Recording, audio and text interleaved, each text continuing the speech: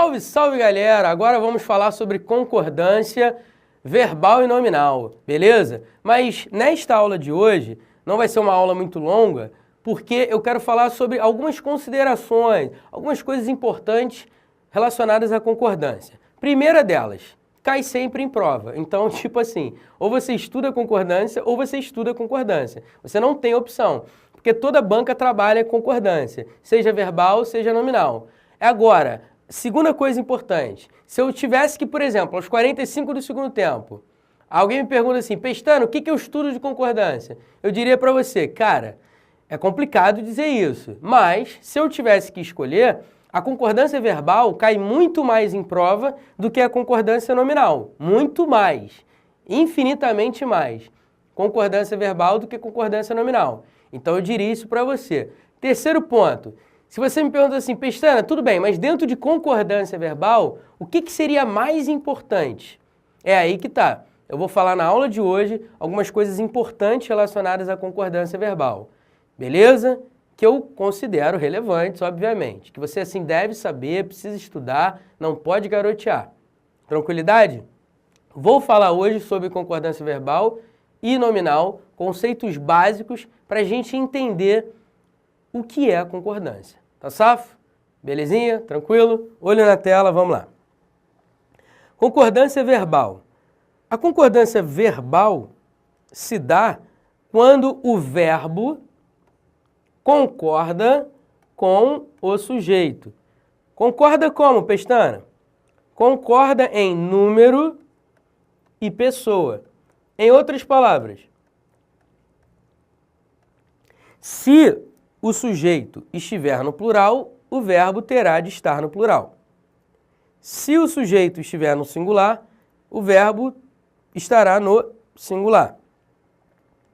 Se o sujeito estiver na primeira pessoa, o verbo terá de estar na primeira pessoa. Se o verbo estiver na segunda pessoa, é porque o sujeito está na segunda pessoa. Se o sujeito estiver na terceira pessoa, o verbo também estará na terceira pessoa. Em outras palavras, a concordância é uma conformidade. Significa que um termo está de acordo com o outro. Está da mesma forma que o outro, em número e pessoa. Vamos entender isso melhor? Vamos lá. Se liga só na primeira frase. Nunca existiu, depois de tantos anos e tantos heróis, pessoas iguais àquelas. Observe que o verbo existir está no singular.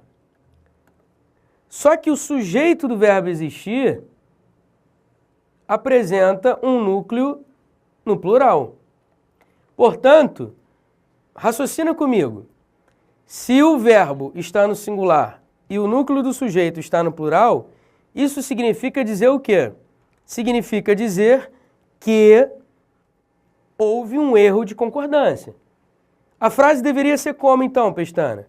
Nunca existiram pessoas iguais àquelas. Ou seja, pessoas iguais àquelas, plural. Nunca existiram, plural. Portanto, verbo no plural, sujeito no plural. Beleza? Portanto, a concordância verbal é a concordância entre o verbo e o sujeito. Agora, outra coisa que eu considero muito importante, muito.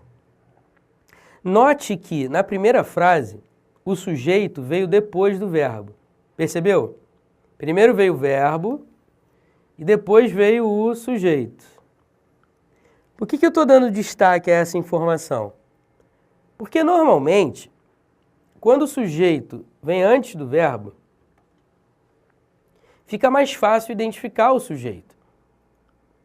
Mas quando o sujeito vem depois do verbo, fica mais difícil encontrar o sujeito. E, consequentemente, isso pode atrapalhar a concordância verbal. Portanto, hoje em dia, as bancas de concursos públicos vêm trabalhando concordância dessa maneira. Ou seja, o cara pega o sujeito, bota lá no fim da frase e o verbo no início da frase. Aí o cara quer que você perceba a relação entre o sujeito e o verbo. Pô, mas eles estão distantes. Eles fazem justamente isso para atrapalhar a sua visão, de modo que você não consegue enxergar quem é o sujeito, porque está distante. Logo, para você acertar uma questão de concordância verbal, você precisa primeiro identificar o sujeito daquele verbo, para depois fazer a concordância. Tudo bem? Cuidado com isso, por favor. Próxima frase, vamos lá. Aquele ilustre presidente dos Estados Unidos da América, por mais que outros tenham obtido sucesso, dificilmente serão superados. Observe o seguinte, observe que serão superados é uma locução verbal formada pelo verbo ser mais particípio. Só que aí eu pergunto para você, será que está correta a concordância? Note o seguinte, qual seria o sujeito de serão superados? Aí você pensa assim, ué, outros. Não, outros é sujeito de tenham obtido. Ué, Pestana, mas qual seria então o sujeito de serão superados? Leia a frase de novo, vai. Aquele ilustre presidente dos Estados Unidos da América, aí vem uma expressão intercalada, atrapalhando a sua visão. E as bancas adoram fazer isso. Elas botam uma expressão intercalada entre o sujeito e o verbo. Quando elas colocam uma expressão intercalada entre o sujeito e o verbo, o que as bancas estão querendo com isso? Estão querendo atrapalhar a sua visão de análise para fazer a concordância adequada. Note que o sujeito é aquele presidente dos Estados Unidos da América. E o verbo seria dificilmente será superado. Porque quem dificilmente será superado? Aquele ilustre presidente dos Estados Unidos da América. Observe que, por causa da intercalação e por causa da distância, você acaba confundindo o sujeito pensando que é outros. E aí, meu camarada, se você encara outros como sujeito, o verbo fica no plural, não é? E você acaba errando. Observe que o sujeito está no início da frase e o verbo está no fim. E tem uma intercalação, uma expressão intercalada, uma oração intercalada aqui no meio, para atrapalhar a sua vida. Só que a gente sabe que a frase deveria ser aquele ilustre presidente, olha o núcleo do sujeito, como está no singular, dificilmente será superado. Beleza? Dificilmente será superado. Tudo bem? Há um erro de concordância nessa frase também. Beleza? Tranquilo? Maravilha. Você também poderia pensar assim, ó. Pô, Pestana, mas serão superados, não poderia se referir aos Estados Unidos da América? Cara, dos Estados Unidos da América é um adjunto adnominal. O verbo não concorda com o adjunto adnominal, não. O verbo concorda com o núcleo do sujeito. Beleza? Então, quem será superado, ou quem dificilmente será superado, será o presidente, e não os Estados Unidos da América. Não viaja. Pelo amor de Deus. Próxima frase. Essa frase também cai direto. Observe só esse tipo de frase. É impossível que devam haver, posto que ao longo do tempo hajam havido alguns, pilotos tão bons quanto os do século XX. Qual é o erro desta frase? Pô, Pestana, é claro que o erro é hajam havido. Afinal de contas, pô, isso nem existe na língua portuguesa. Hajam havido. Não existe? Tem certeza? Cuidado. O erro não está na construção hajam havido. O erro é de concordância. Observe o seguinte. Devam haver e hajam havido são locuções verbais que apresentam o verbo haver como verbo principal. O verbo haver, nesse caso, tem sentido de existir. Lembra quando eu dei aula de oração sem sujeito? E eu falei para você que quando o verbo haver tiver sentido de existir, o verbo auxiliar ficará no singular. Lembra que eu falei isso? Portanto, meu camarada, a frase deveria ser: é impossível que deva haver, posto que ao longo do tempo haja havido alguns, pilotos tão bons quanto os do século XX. Então, cuidado com o verbo haver, pelo amor de Deus. O verbo haver cai direto em prova de concurso. E quando ele tiver sentido de existir, ele vai ficar no singular. E quando ele fizer parte de uma locução verbal, como verbo principal, o verbo auxiliar ficará obrigatoriamente no singular. Beleza? Tranquilo? Show de bola. Agora, deixa eu te perguntar uma parada interessante. Uma parada que eu acho bacana. Se você tivesse que dizer qual é o sujeito do verbo ser, qual seria? É impossível que deva haver... Ignore o que está entre parênteses, a oração intercalada, deixa quieto.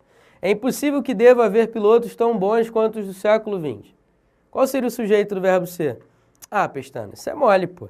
É impossível isso. Ou seja, isso é impossível. Isso o quê?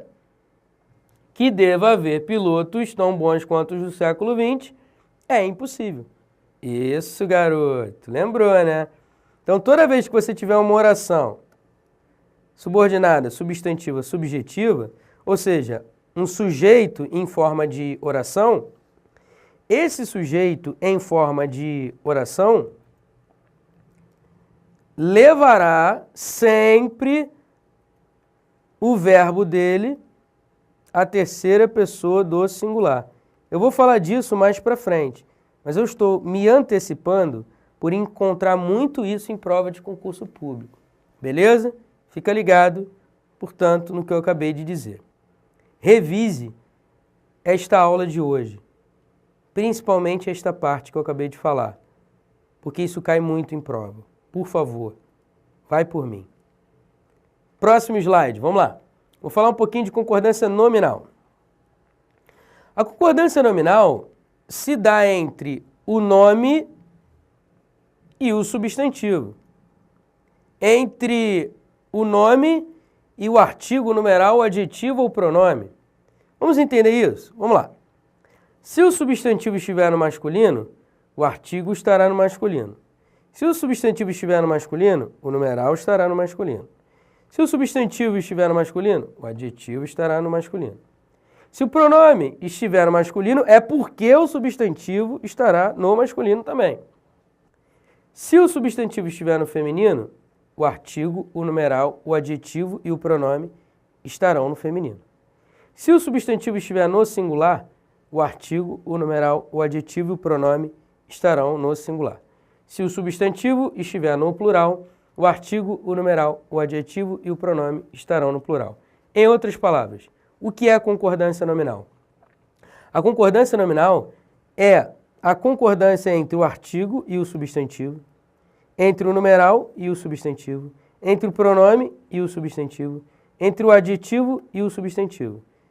É o substantivo que é o cara na concordância nominal.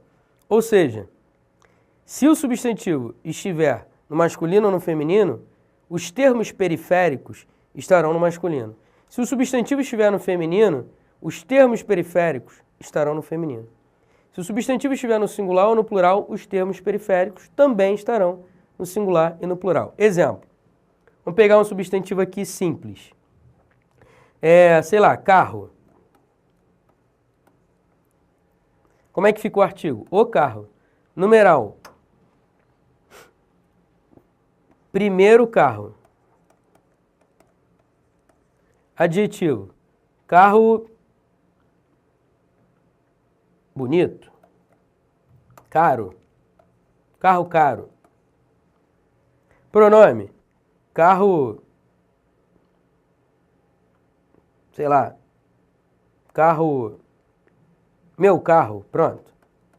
Meu carro. E se fosse, por exemplo, sei lá, carros. Os carros. Primeiros carros. Carros caros. Meus carros. E se fosse, por exemplo, casa? Aí seria o quê? A casa. Segunda casa. Casa bela. Aquela casa. E se fosse casas? As casas, segundas casas, belas casas, aquelas casas.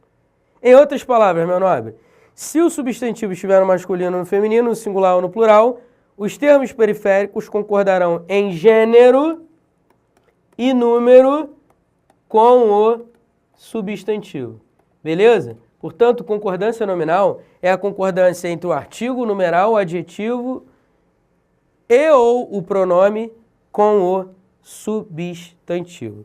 É óbvio que existem várias regras de concordância nominal que a gente precisa aprender e não tem jeito.